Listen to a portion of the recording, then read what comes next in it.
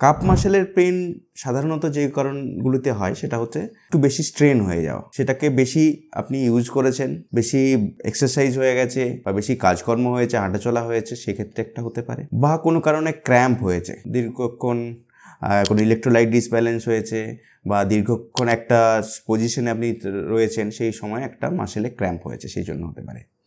এছাড়া আর কি কারণ রয়েছে? ধরুন ডিপ ভেন থ্রম্বোসিস বলে এক রকমের জিনিস হয়, যে মাসেলের ভেতরে যে ভেন রয়েছে সেখানে একটা ক্লট জমে গেল, সেক্ষেত্রেও কিন্তু কাপ মাসেলে পেন হতে পারে। আরেক রকমের জিনিস হয় যেটাকে বলা হয় ক্লডিকেশন, মানে যাদের ডায়াবেটিক পেশেন্ট থাকেন বা স্মোকার যারা থাকেন তাদের ক্ষেত্রে অনেক সময় কি হয়, কাপ মাসেলে একটা পেন হয়, সেটাও হচ্ছে একটা ভেসেলের ডিজিজ। এছাড়া কোনো যদি ফ্র্যাকচার থাকে, ফ্র্যাকচার থাকলেও আপনার কাপ মাসেলে পেন হতে পারে। তার কখন হচ্ছে যে আপনার ডাক্তারের পরামর্শ নিতে হবে?